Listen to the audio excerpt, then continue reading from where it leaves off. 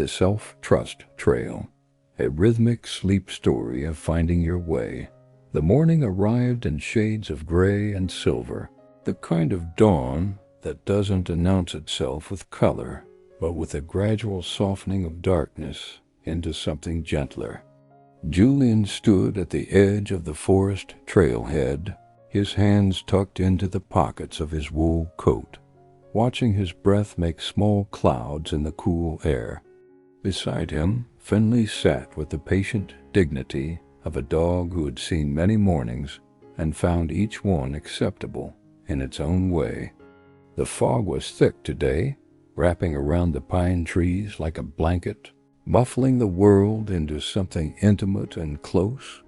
Julian could see perhaps 15 feet ahead before everything dissolved into that soft, silver-gray nothing.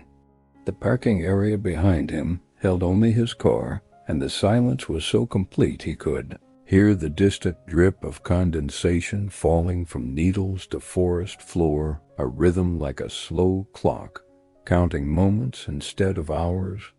He'd woken early without meaning to, his mind already turning over the small anxieties that had become his companions lately. Not catastrophes, nothing he could point to and name as a crisis, but a low-grade hum of uncertainty that colored everything. Should he send that email or wait another day? Should he commit to the project or hold back? Should he say yes to the invitation or protect his time? Every small choice lately felt weighted with consequence, as though one wrong step might send everything tumbling. So he'd come here, to this trail he'd walked dozens of times over the years, not seeking answers exactly, but seeking the feeling of movement, of choosing, of putting one foot in front of the other without overthinking the destination. Finley shifted beside him, his gray muzzle lifting to test the air. The old Labrador was 12 now, moving with the careful deliberation of someone who understood that hurrying was for younger dogs with less wisdom. His brown eyes, clouded slightly with age, but still warm, glanced up at Julian with what looked very much like patient expectation. "Shall we then?" Julian pulled his hands from his pockets and adjusted the walking stick he'd brought, a simple wooden staff, worn smooth by years of use, the grip shaped perfectly to his palm. He took a breath, felt the cold air fill his lungs with that clean, pine-scented clarity that belonged only to early mornings in deep woods, and took the first step onto the trail. The path was soft beneath his boots, cushioned by a thick layer of fallen pine needles and last night's rain. Each footfall made a hushed, muffled sound, a gentle crunch that seemed to be absorbed immediately by the fog. He placed the walking stick and it met the earth with a quiet tap, solid and reassuring. Tap, step, step, tap, step. The rhythm established itself without thought, his body remembering what his mind had forgotten, that walking is just this, just the simple repetition of choosing the next step. Finley walked beside him, his pace matching Julian's perfectly, the way old companions do. His ears were relaxed, his tail held in a gentle curve that swayed with each step. They'd walked together so many times over the years that conversation wasn't necessary. The language between them was simpler: presence, proximity, shared direction. The trail curved slightly to the left, following the natural contour of the land, and Julian noticed how he didn't question which way to go. His feet simply followed the path. There was no decision to make, no weighing of options, no second guessing. The trail was here, his feet were here, and the next step was obvious. He wondered, briefly, why other choices in his life couldn't feel this simple. But the thought floated past like the mist itself, and he didn't chase it. Instead, he let his attention settle on the feeling of walking, the gentle swing of his arms, the rhythm of the stick, the cool air on his face, the sound of Finley's breathing beside him. About 10 minutes in, Finley stopped. Julian paused, glancing down. The old dog was standing very still, his nose pointed at a large stone beside the trail, covered in a thick cushion of bright green moss. His tail had stopped moving. His entire body radiated the focused concentration of someone who has discovered something of great importance. Julian waited.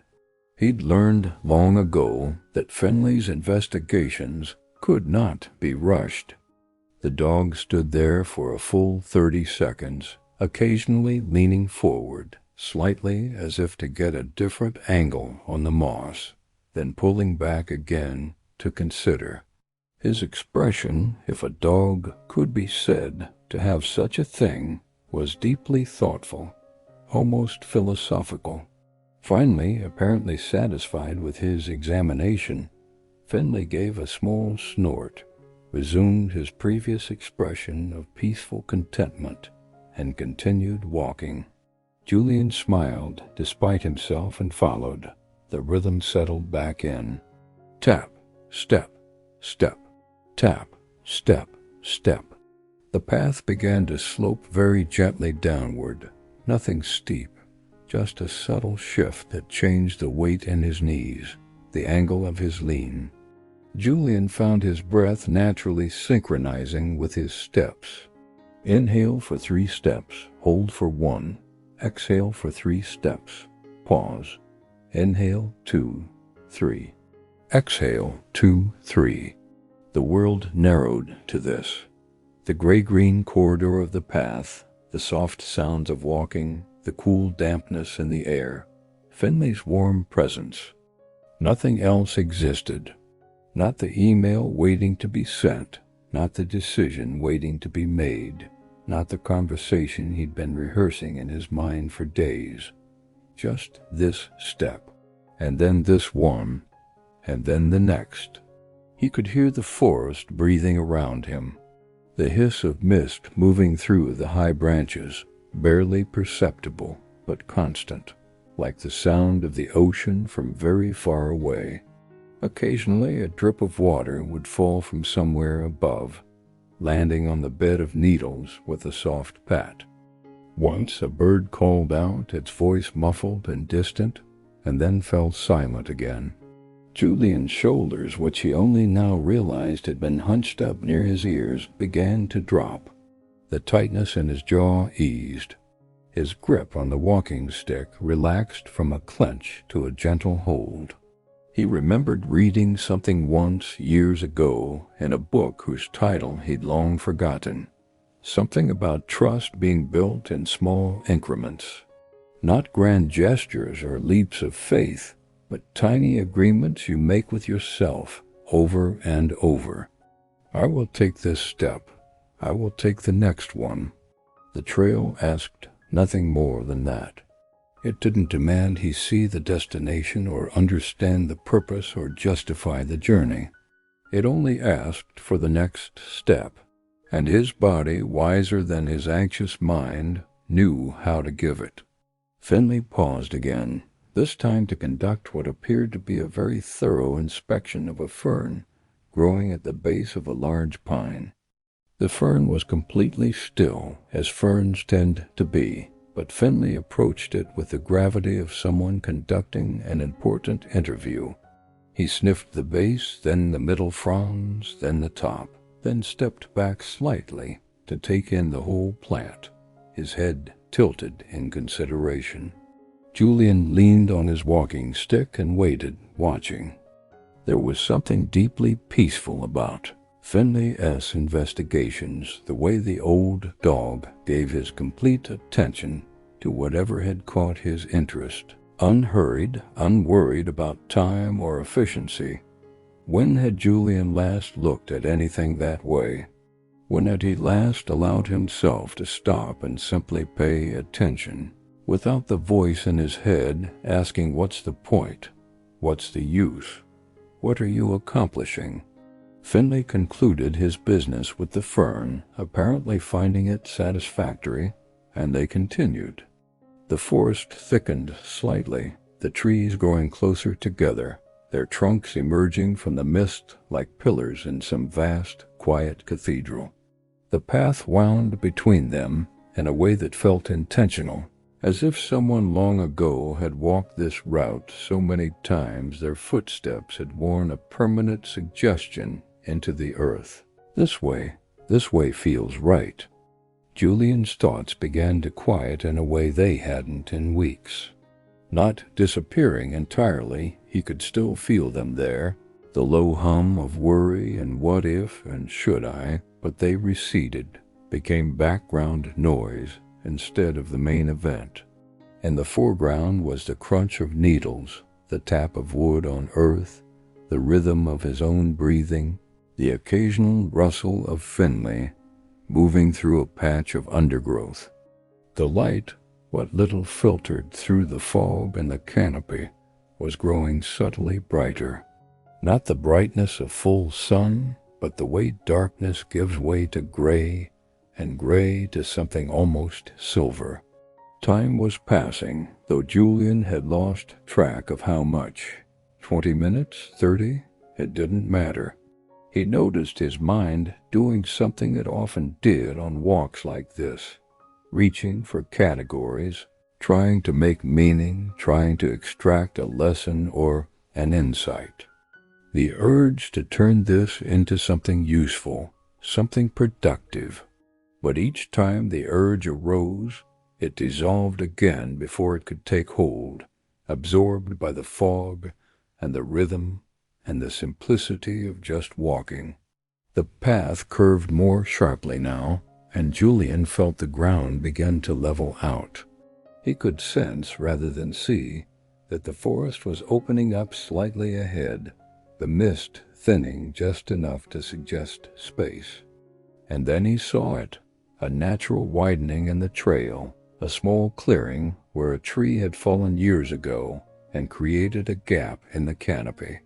The fallen trunk, thick and weathered and covered in moss, lay across the clearing like a bench placed there by some thoughtful forest keeper. The fog hung in the clearing like a presence, but gentler here, more translucent. Julian's legs, he realized, were tired in the pleasant way that comes from steady use. He made his way to the log and sat, the rough bark pressing against his palms, solid and real.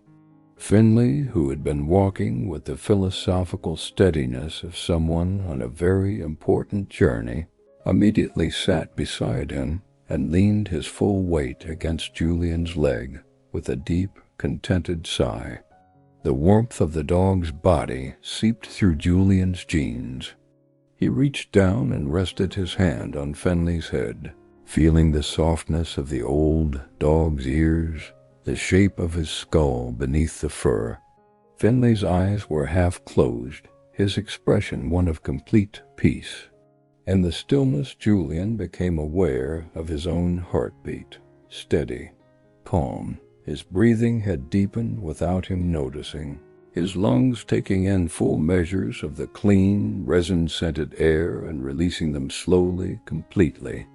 He realized, sitting there, that he hadn't checked his phone since he'd parked the car, hadn't wondered what time it was, what he was missing, what emails might be waiting, hadn't second-guessed his decision to come here, hadn't questioned whether this was the best use of his morning, hadn't worried about what he should be doing instead. The walk had chosen itself, and he had simply followed. There had been no grand decision, no careful weighing of pros and cons, just the simple recognition that he needed to move, to walk, to be in the forest, and then the equally simple act of doing it. Maybe that's what trust feels like, he thought. Not the absence of doubt, but the willingness to move forward with it. Not certainty, but the quiet choice to take the next step anyway. The fog was so thick around him he could see only about 10 feet in any direction before the world dissolved into that silver-gray nothing. The trees at the edge of the clearing were visible, but beyond them was mystery, unknowable and strangely peaceful. 10 feet of visibility.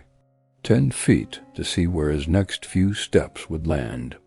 And sitting there, his hand on Finley's warm head, the cool air on his face, Julian realized 10 feet had always been enough. His whole life, he'd only ever been able to see about 10 feet ahead, maybe 20 on a clear day. The rest was always fog, always mystery, always unknown. And yet here he was, still walking, still choosing, still trusting each next step. The tightness in his chest, something he'd been carrying for so long, he'd stopped noticing it, loosened slightly. Not gone, not solved, but acknowledged. Held gently instead of gripped. Finley shifted beside him, lifting his head to gaze out into the fog with the serene expression of someone who understands that not everything needs to be understood. Julian sat for a while longer, long enough that his body began to cool, long enough that the stillness seeped into him like the mist. Then, with the same absence of decision that had brought him to the log, he stood, brushed his palms against his coat, adjusted his grip on the walking stick, looked down at Finley, who looked back up at him with those patient, knowing eyes. "Shall we?" They continued deeper into the forest. The path sloped gently downward now, a subtle descent that changed the rhythm slightly. Julian's steps felt lighter somehow, more certain. Not because he knew where he was going. He didn't, really, beyond following this trail wherever it led, but because he trusted the going itself. Trusted that the path wouldn't disappear, that his feet would find the ground, that each step would lead to another. He thought about the small choices waiting for him at home. The email he'd been afraid to send, because it might lead to rejection, or worse, to yes, to having to follow through. The project he'd been afraid to start because it might not work out, or worse, because it might work out and then what? The boundaries he'd been afraid to set because they might hurt someone's feelings, or worse, might be respected, and then he'd have to live within them. Each choice had felt like standing at the edge of a cliff, looking down into an abyss of unknowable consequences. But maybe they weren't cliffs at all. Maybe they were just this, one foot, then the other. Steps on a path he couldn't see the end of. Steps that didn't require him to see the end. The fog shifted around him, moving in slow currents he could almost see, thinning in one place and thickening in another. His breath joined it, small clouds that dissolved immediately into the larger mist. The scent of the forest had changed slightly, become richer, earthier. Wet soil and decomposing wood and something green and growing, all of it layered together into the smell of life in the middle of its cycle, not beginning or ending, but continuing. Finley's tail swayed in a slow, contented rhythm beside him. The old dog was breathing a little harder now from the exertion, but his pace was steady, his movements deliberate and unhurried. Every so often he would pause, not to investigate anything in particular, but simply to stop and breathe and exist in this particular spot for a moment before moving on. At one point, Finley halted in front of a patch of moss, rowing in what might have been a pattern or might have been completely random. He regarded it with the seriousness of someone deciphering an ancient text, his head tilted, his eyes focused. Julian waited, resting on his walking stick, content to give his friend all the time he needed for this important consultation.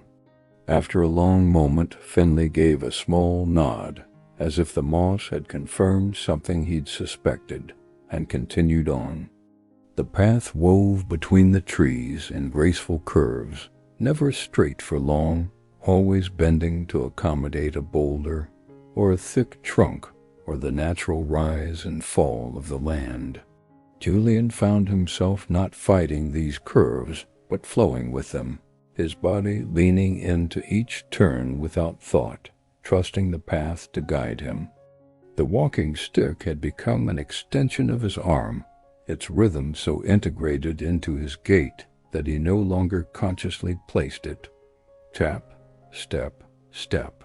The sound of it was comforting, a metronome keeping time with no particular tempo, just a steady assertion of presence, of movement, of continuing.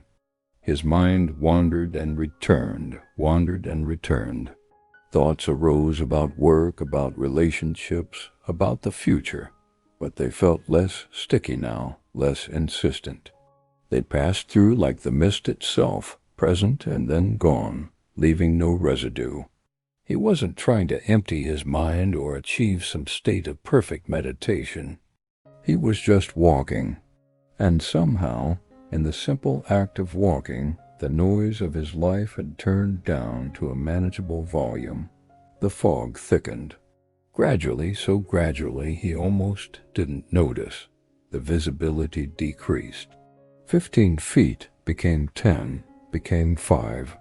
Julian could see the path directly beneath his feet, could see Finley beside him, could see the nearest tree trunks emerging from the white-gray nothing like ships in harbor fog. But beyond that, the world had disappeared entirely. Instead of fear, he felt a strange peace settle over him. When you can't see far ahead, you stop trying to control the distant future. You stop planning the 5th step when you haven't taken the first. You stop worrying about the destination when you can barely see the path. You just walk. The world had simplified to the essential: ground, body, breath, companion. The fog had taken everything else away, all the noise and distraction and complexity, and left only this. Julian felt something unlock in his chest, a tightness he hadn't fully realized he'd been carrying. His breathing deepened. His shoulders dropped another inch. The walking stick in his hand felt less like a tool and more like a friend, a third point of contact with the earth, grounding him. The dampness of the fog settled on his face like a cool cloth, beaded in his hair, condensed on his eyelashes. His wool coat grew heavy with moisture, but the weight was comforting, a reminder of his own substance, his own presence in this dissolving world. Finley walked close beside him now, close enough that Julian could feel the warmth of the dog's body, could hear every breath. The old Labrador showed no sign of concern about the thickened fog, no hesitation. He simply walked, his faith in the path or in Julian, or perhaps in the simple act of walking itself absolute.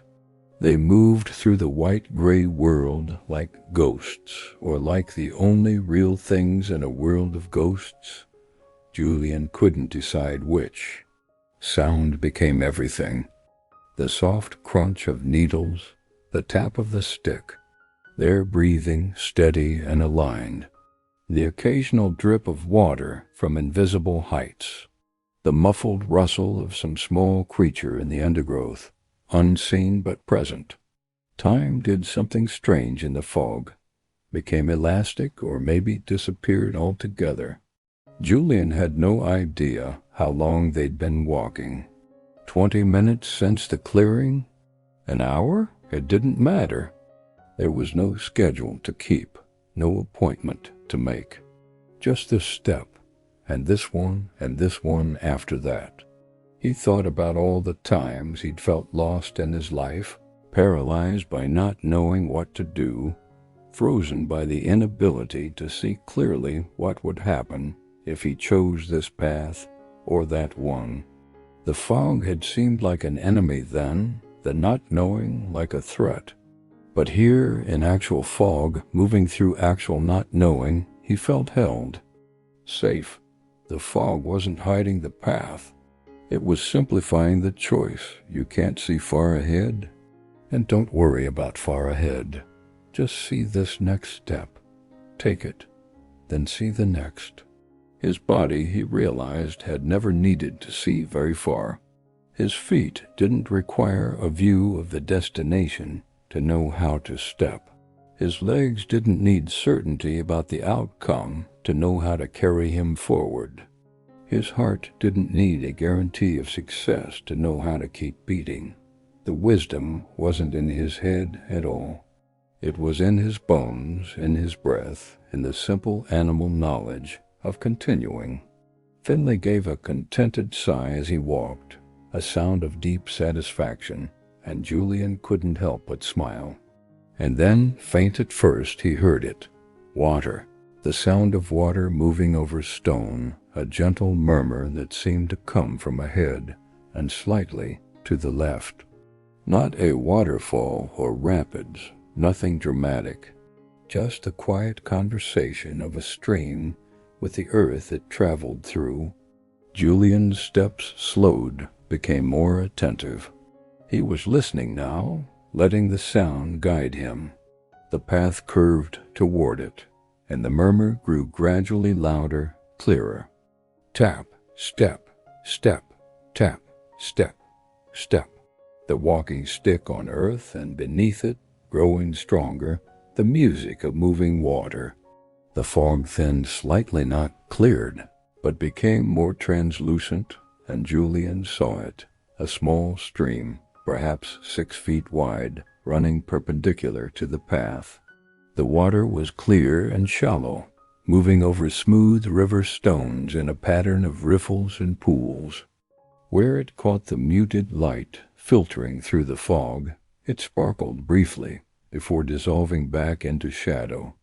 A simple wooden bridge, just 3 planks wide with a rope railing, crossed the stream. But Julian stopped before reaching it, drawn to the water's edge. He stood there, Finley beside him, and watched the stream flow. It moved without hurry, without force, simply following the shape of the land, the pull of gravity, the path of least resistance. Where it met a stone, it divided and flowed around, rejoining itself on the other side. Where the stream deepened, it pooled and rested before moving on.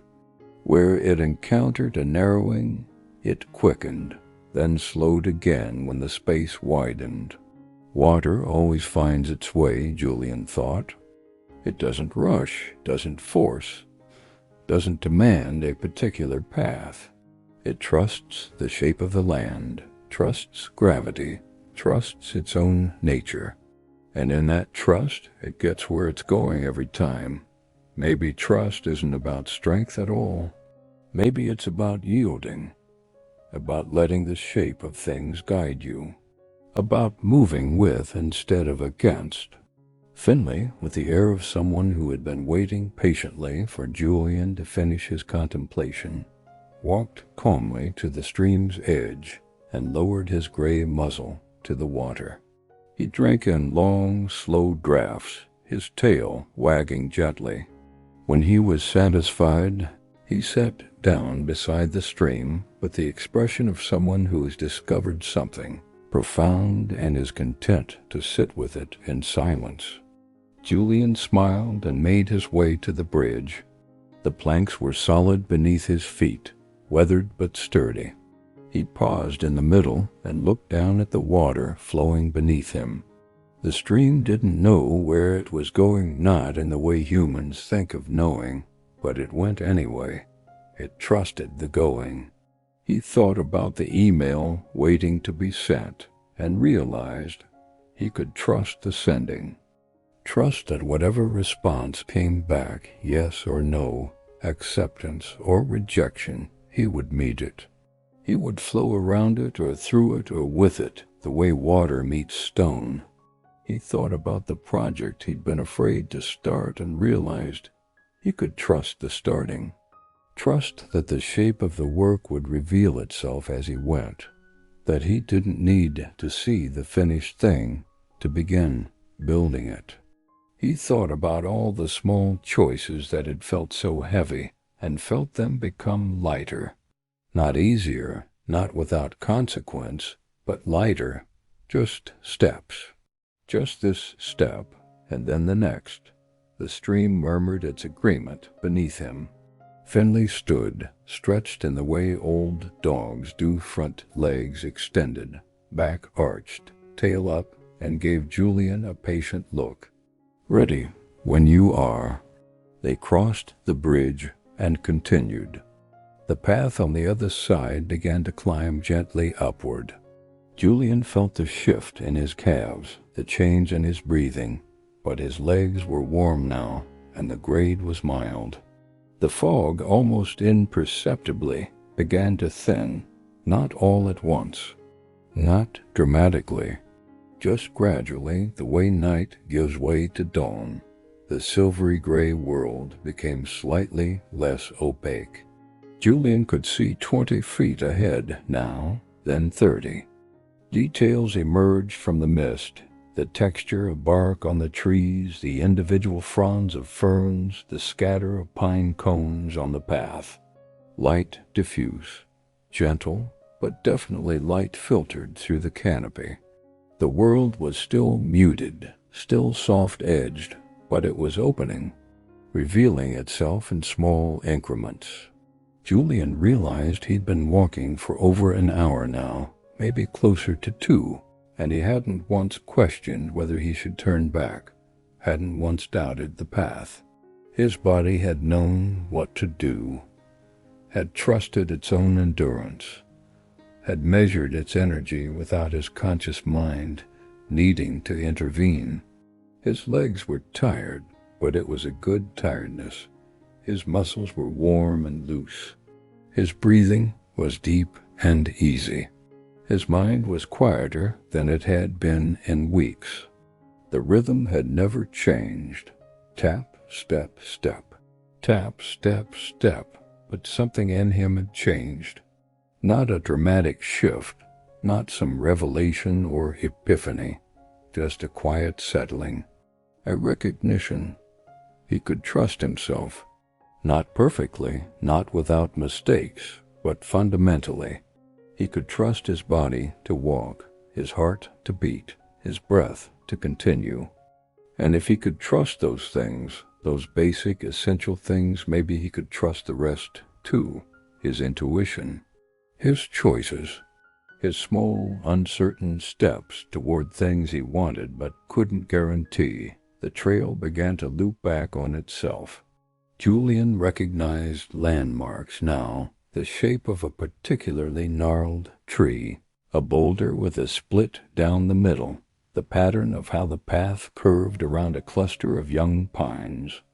He'd walked this way before, many times, but each time it felt new, felt like discovery. Finley, who had maintained his steady philosophical pace for the entire walk, showed no sign of flagging.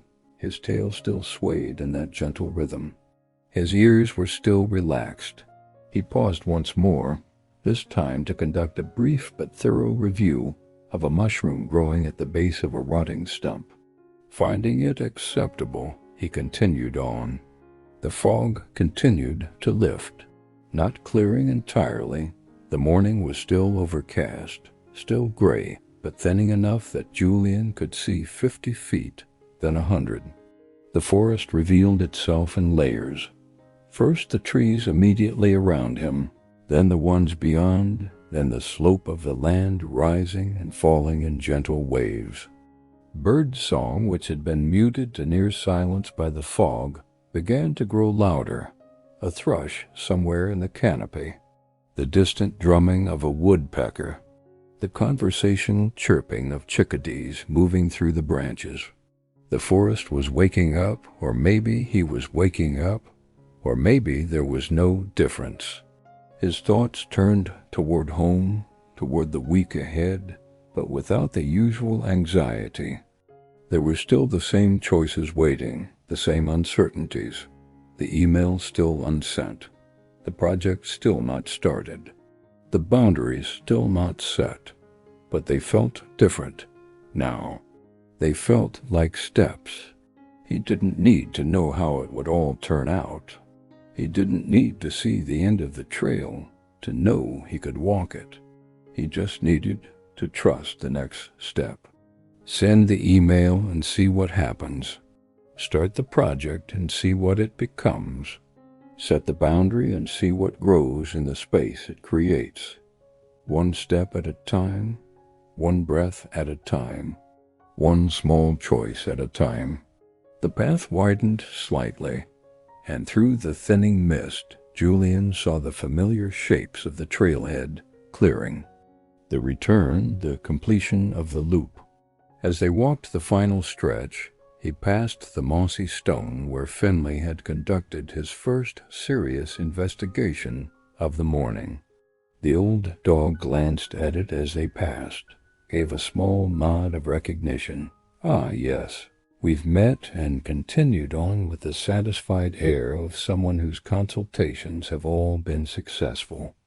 Julian's hand found Finley's head, ruffled the soft ears. "Good walk, friend," he murmured. Finley's tail wagged in agreement. The trailhead came fully into view.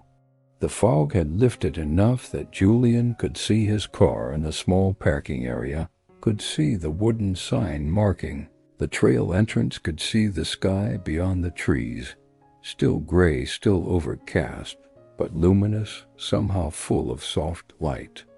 He paused at the edge of the clearing, his hand on Finley's head, and looked back at the trail.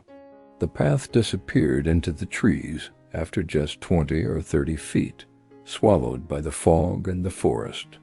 He couldn't see where he'd been, couldn't trace his route, couldn't measure his progress in any visible way, but he could feel it, in his legs, in his lungs, in the quiet of his mind. He'd walked, he'd trusted, he'd arrived, and he didn't need to understand everything that had happened out there. Didn't need to analyze it or extract meaning or turn it into a lesson. The walk itself was the thing. The walking itself was the practice. Finley leaned against his leg, warm and solid and patient. Julian took a long, deep breath of the cool morning air, felt it fill him completely, felt it release. The tightness that had brought him here, the anxiety, the overwhelm, the paralysis of too many choices and not enough certainty, hadn't disappeared. But it had loosened, become spacious, become something he could move with instead of against. He thought about tomorrow, about all the small steps waiting for him, and instead of the familiar dread he felt something else. Not confidence exactly, but willingness, trust maybe. The same trust that had carried him through the fog, that had helped him walk when he couldn't see more than 10 feet ahead. Self-trust, he realized, wasn't a destination you reached. It wasn't something you achieved once and then possessed forever. It was a trail you walked over and over, one small choice at a time. Some days the fog would be thick and you'd only see a few feet. Some days it would lift and you'd see further. But either way, the practice was the same. Just take the next step. Trust that your feet know how. Trust that the path will hold you. Trust that you don't need to see the end to know you're on your way. The sun, hidden behind the overcast sky, was higher now. The morning was advancing. There were places to be, things to do, a life to return to. But standing there at the trailhead, his hand on Finley's head, the forest breathing quietly behind him, Julian felt no rush. He stood in the gray light and the cool air, and let the peace of the walk settle into his bones. Let it become something he could carry with him. Then, with the same absence of decision that had brought him to the forest, he walked to his car, opened the back door for Finley, who climbed in with dignified slowness and immediately settled on his blanket with a deep sigh, retrieved the thermos of coffee he'd brought and poured himself a cup, the steam rising into the cool air. The coffee was still warm. He wrapped both hands around the cup and took a sip, It tasted like ordinary coffee, but somehow better, richer, the way everything tastes when you've been walking in the woods for 2 hours and your body is tired and your mind is quiet. He stood there beside his car, drinking his coffee, watching the fog move through the trees. Finley dozed in the back seat, his breathing deep and even. The forest continued its quiet conversation with the morning. Julian felt gratitude, simple and wordless, for this place, for this moment, for the walk, for Finley, for his own 2 feet that had carried him through the fog and back, for the reminder that he could trust them to keep carrying him, one step at a time, through whatever came next. He finished his coffee, rinsed the cup, got in the car. As he drove away, the trailhead disappearing in his rearview mirror, he thought about the week ahead, the email he would send tonight, trusting whatever response came back, the project he would start tomorrow, trusting the shape of it to reveal itself, the boundary he would set on Tuesday, trusting the space it would create. Small steps, small choices, small agreements with himself, one after another, not because he could see where they'd lead, not because he was certain they were right, but because trust wasn't about certainty at all. It was about walking anyway. It was about the next step and then the next, and trusting that the path would hold you. The fog was still thick over the road, but he could see far enough to drive. And that, he thought with a small smile, had always been enough. It would always be enough. If this story resonated with you, please consider showing your support with a like and subscribe to Deep Sleep Stories Hub for more quiet nights and restful journeys. Sleep well